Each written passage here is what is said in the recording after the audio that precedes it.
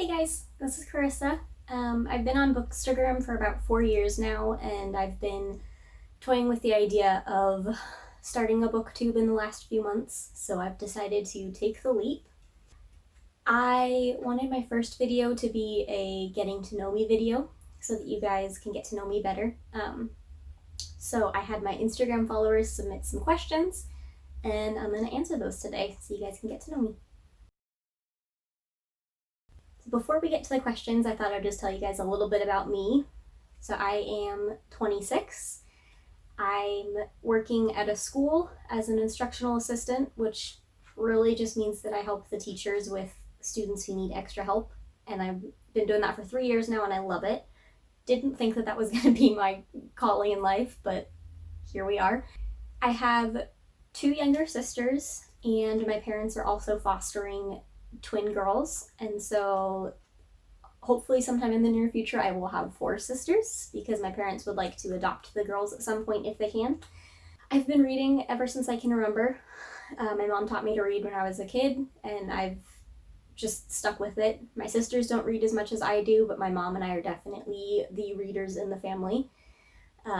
So starting a Bookstagram was kind of an obvious thing for me. Like, it happened by accident, but I cannot go back now. Like, taking pictures of books makes me happy, gives me something to look forward to, and so I really enjoy it. And taking videos of me talking about books is kind of the next step.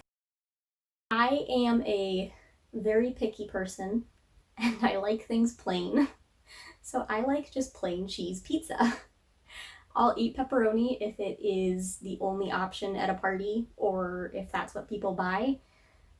But like, if I go to the store to buy pizza for myself, I'm buying plain cheese pizza. Maybe it'll be like with garlic on top or something, but otherwise just cheese. Cheese, please. My favorite colors are blue and purple. I think blue is just really calming, and I like all shades of blue. And I also have a ton of blue books. Got some there, and I've got more down here. So it's a good thing that I love blue so much. But I also love purple. I think that it's a really pretty color, and I think it just, I don't know, it just makes me happy. I have no reason other than that. It just makes me happy. I do believe in white privilege. I am a white person, and so I have had an easier time of things than people with a different color skin may have, or even people who are part of the queer community. And I know that's not quite the same thing, but they are also having a really hard time, and society is just looks down on people who are different. And I don't think that's okay, because we're all human. We all look different, but we all feel the same things, and we shouldn't be looking down on people. That's not okay. I am actually double jointed in my thumbs, so I haven't done it in a long time because I'm an adult and I'm not a kid who wants to show off. But when I was a kid, I could pull my thumb. Let me get closer to the camera. Could pull my thumb back. And I used to be able to actually touch my thumb to my arm.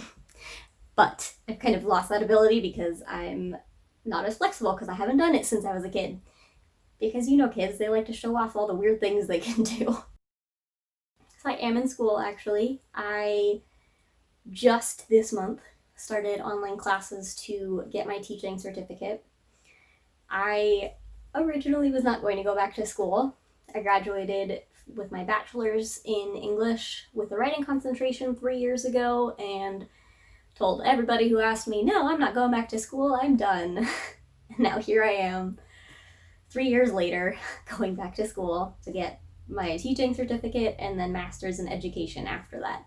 Like I said, this wasn't the career that I thought I was going to go into. I would still love to be a book editor, but right now teaching is what I'm doing, and I'm loving it, and so I want to make it official. Instead of just helping the teachers, I want to actually be a teacher. I will admit I don't actually read a whole lot of books either by diverse authors or with diverse characters. I really need to be better about it, but they just don't seem to be advertised as much, and chances are if I don't see an ad for a book, I'm probably not going to pick it up. So unless it's an ad or word of mouth, chances are I'm not going to do it. But one of my favorite diverse books is To All the Boys I've Loved Before. I first heard about it back when the movie came out on Netflix, and I remember at the time I had not read the book. I had no idea what it was about, but I'd heard such good things about the book and the movie that I checked out the book from my library and started reading it, and I loved it so much that I was like, I'm not finishing it. I'm not waiting to finish it.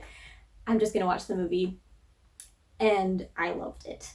And then I very quickly finished the book and read 2 and 3, and then was waiting eagerly for the other movies. And now I'm waiting for the third movie because the second one is out. But it's one of my favorite series. I love all 3 of them. I love the relationship between Lara Jean and Peter, and I even love the love triangle in P.S. I Still Love You. I don't normally go for love triangles because they always feel forced, but this is one of only 2 love triangles that does not feel forced. Like, it feels natural. It feels like is something that would actually happen with the characters. The only other one I can think of is the Will, Tessa, Jen love triangle in Cassandra Clare's Infernal Devices series. That is the only other love triangle that I accept, because any other ones just feel forced to add drama. So between young adult, adult, and middle grade, I usually gravitate towards young adult, but I do enjoy adult and middle grade as well. But if I were to rank them 1, 2, 3, it would be young adult, middle grade, adult. My favorite genre is fantasy. That's usually what I go for. I also enjoy science fiction and historical fiction. I even like a good mystery or horror. Like, I'll pretty much read anything. The only thing I won't read is like a smutty romance. I've never read 50 Shades of Grey, and I don't plan on it. That is not my kind of book. So that is definitely something I will not read. My favorite book is Pride and Prejudice. I read it for the first time in 9th grade. So I was 14 or 15, depending on what time of the year. I think it would have been 14 because it was at the beginning of the year, if I remember right. Funny thing, I got to Darcy's first proposal and then stopped because I was upset, because there had been absolutely no signs that Darcy liked Elizabeth. And so I got upset and I didn't finish it. But I was doing a book report on it, so I had to finish it. So I started it again, and the second time, I think knowing that he was going to propose changed the way I viewed it. And so when I got to the proposal, I was like, okay, I could sort of see it maybe a little bit. And it didn't annoy me as much, and so I kept going. And since then, it's been one of my favorite books, and I read it at least once a year because it's just so good. Like, all of Jane Austen novels are so good. She just does a really good job of characterization and having her characters evolve over the course of the novel. She's just so good at the character development, and I love Jane Austen novels. So it's really hard to pick just 3, but I would have to do Pride and Prejudice. As mentioned before, it is my favorite novel, and I love it, and I can read it over and over and over again without getting irritated by it, so I would definitely be able to survive reading this one all the time.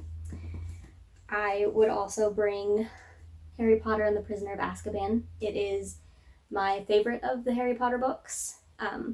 Goblet of Fire and Deathly Hallows are very close behind it, but I love Lupin. I mean, I've got his Funko Pop right here. Lupin is just one of my favorite characters, and I love getting to meet him and get to learn more about Harry's parents through Sirius and Lupin. And it's where the story start to take the turn, because after this book, everything is definitely a lot darker. The first 2, like, some bad stuff happens, but they're not as bad. And I think that Prisoner of Azkaban is kind of where the story takes a turn, and I think it does such a good job of that turn, and I love it. And the third one I would take is Romanov. I mean, just look at the cover. It's gorgeous with the metallic. I love it. But it is a retelling of Anastasia Romanov and how her and her family were in exile and what happened to them after the Bolsheviks took over Russia. And I've always loved retellings anyway, and this one is just, I mean, it's got magic in it, and it's got just the relationships between the family members and everything. I love it. This last one is kind of a fun one. So someone on Instagram asked me how I took my old pictures on Instagram.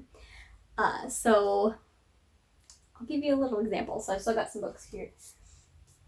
So it was challenging because I do all of my videos and photos on my cell phone because it is better quality than my old digital camera that I've had for years. So I ended up buying myself a tripod camera holder for my phone, and I've been using that for months.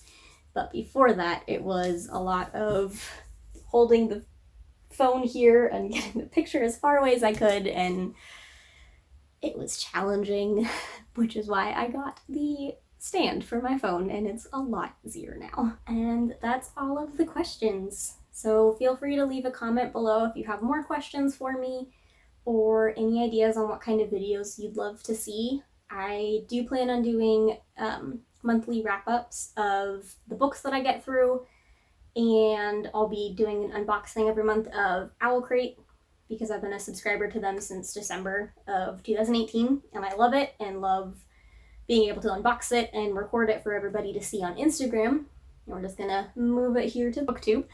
But if there's any other videos you think would be fun to see, let me know, because I would like ideas. I have a few ideas for a few filler videos, but I don't have a lot. So let me know what you want to see, and I'll see you guys next time.